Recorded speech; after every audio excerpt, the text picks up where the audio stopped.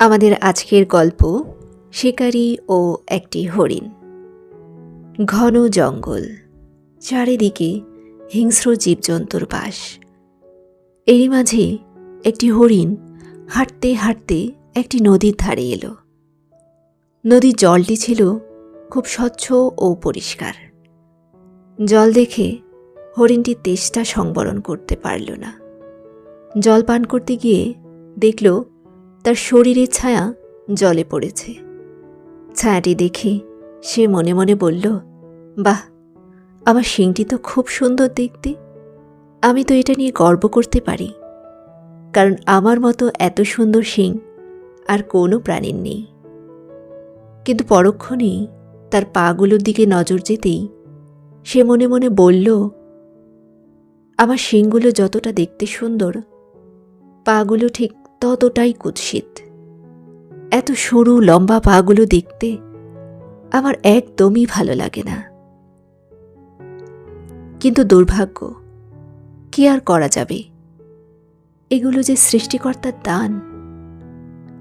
এরপর হরিণটি প্রাণ ভরে জল পান করল।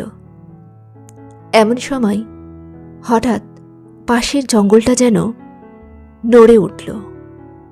ঘুরে তাকাতেই সে দেখল এক শিকারী তীর ধনুক নিয়ে দাঁড়িয়ে আছে তাকে শিকার করার জন্য।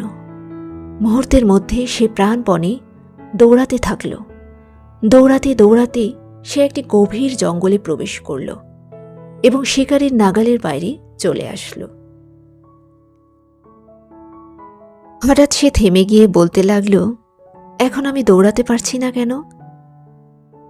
পেছন ফিরে সে দেখল তার শিংগুলো লতায় পাতায় আটকে গেছে। আর এই ঘটনা যদি আগে ঘটত, তাহলে কিন্তু সে শিকারীর শিকারে পরিণত হতো। সে তখন নিজেকে ধিক্কার দিয়ে বলে, এই শিংগুলোকে নিয়ে আমি এত গর্ব করছিলাম, অথচ এই কুৎসিত সরু পাগুলোই আমাকে শিকারীর হাত থেকে বাঁচিয়ে আমার প্রাণ রক্ষা করল। আমি কত বড় ভুল করছিলাম। আসলে নিজেকে নিয়ে সবসময় গর্ব করা ভালো না। জীবনে চলার পথে সবাইকে সমান গুরুত্ব দেওয়া উচিত। ধন্যবাদ।